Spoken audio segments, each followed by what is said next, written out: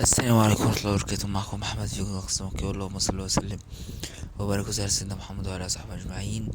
بسم الله الرحمن الرحيم. وفيديو جديد بعنوان آخر الأخبار. ادعوا لأخواتنا ربنا ينصرهم إن شاء الله. النهاردة هنتكلم عن آخر أخبار الزمالك إن شاء الله والكرة في العموم يعني. نبدأ بالخبر الأول وهو عودة طارق حامد. طارق حامد بقاله كام يوم كده، بقاله فترة معينة يعني ايه بينشر حاجات للزمالك وبيجس نبض، يعني يشوف الناس هتعمل ايه يعني لو في حالة رجوع. اتفرجت من كام يوم كان شيكابالا طالع مع ابراهيم فايق. فكانوا بيتكلموا عن عودته. شيكابالا رحب جدا، وانا مع فكرة شيكابالا ان هو الراجل ده يا جماعة راجل مخلص جدا للكورة. الراجل ده لاعب كبير قوي يا جماعة. طارق حامد لعيب، يعني مش انا اللي اقيمه، مش انا اللي هتكلم عليه. لعيب كبير جدا جدا جدا يا جماعة، ولعيب على مستوى عالي جدا جدا جدا، وبيأثر تأثير كبير جدا جدا جدا.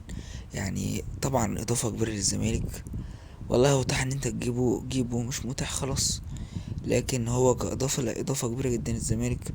وراجل زملكاوي وراجل مخلص، وراجل يعني برجل واحدة يحط على أي خط نص في أفريقيا كلها. فيعني طارق حامد يعني راجل كبير، راجل ومثال للرجولة والأسطورة يعني. فبسم الله ما شاء الله عليه، ربنا يبارك له، وإن شاء الله يكون له فرصة ويجي من جديد. أنا من وجهة نظري الصراحة راجل كويس ولازم تديله فرصة وتجيبه. والله هو تحت تجيبه ماشي، مش متاح خلاص. فده بخصوص طارق حامد يعني. ربنا يوفق إن شاء الله ويكون موجود معانا. وهو كده كده في قلوب الزملكاوية بسبب أفعاله، بسبب تصرفاته. وربنا يوفقك يا طارق في أي مكان تروحه. أنت راجل وما بتبخلش بنقطة عرق على أي حد. ربنا يبارك لك ويبارك فيك إن شاء الله.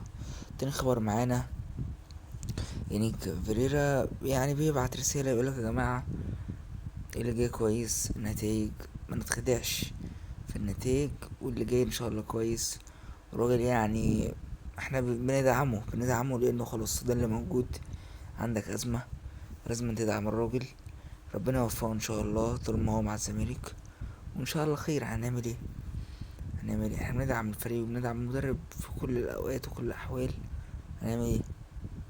هو راجل متاح، راجل موجود، لازم ندعمه ونشجعه لانه موجود. اخر موضوع بقى معانا النهارده وهو كابتن اسامه يبيه والكلام اللي على الفتره اللي فاتت.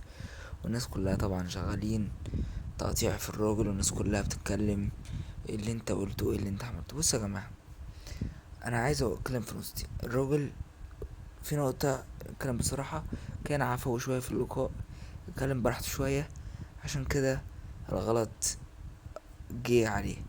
دي النقطه الاولانيه. النقطه التانية، الراجل ماشيش ليله. منظومة كلها بايظة، منظومة كلها فاسدة. يعني فاسدة كرويا، انا مش هتكلم بقى في حاجات تانية، بتكلم كرويا ان الدنيا مش ماشية صح. عشان كده خلاص. لكن هنشيل الراجل الليلة ونتكلم ونقول الراجل ظلم والراجل عمل، خلاص هو الراجل مكمل او مش مكمل كده كده احنا عارفين الدنيا ماشية ازاي. ما انتش زي المغرب، ما انتش منتخب كبير، خلاص مشي امورك. الراجل طلع على الكلمتين، ربنا يوفقه ويعينه على اللي فيه وخلاص. بلاش هجوم الزيادة يا جماعة وخلاص. يعني انا مش لا عايز ادعمه ولا عايز اتكلم. الراجل كان زملكاوي، والراجل كان بيلعب مع الزمالك، والراجل كان مساعد فيريرا، فكل ده مش هنساهوش. بلاش موجة التقطيع، بلاش موجة السلخ. ربنا يوفق ان شاء الله.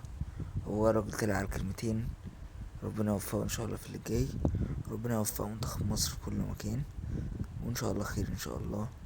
وربنا يوفق ان شاء الله يعني. احنا بنقول وبنتكلم على ان احنا منمسكش الراجل نقطع فيه وهو خلاص مكمل ولا مش مكمل. ربنا يوفقه في كل خطواته، ويوفق المنتخب ان شاء الله، وينصر مصر دايما. وهنعمل ايه؟ خلاص ده اللي موجود عندنا، وان شاء الله اللي جاي احسن ان شاء الله. ما تنسوش تشتركوا في القناه وتفعلوا الجرس عشان يوصلكوا جديد. دول اخواتنا ربنا ينصرهم ان شاء الله. وما تنسوش تصلوا على النبي عليه الصلاه والسلام، اللهم صل وسلم وبارك على سيدنا محمد وعلى صحبه اجمعين. عايزين نوصل بقى 500 في اقرب وقت. والسلام عليكم.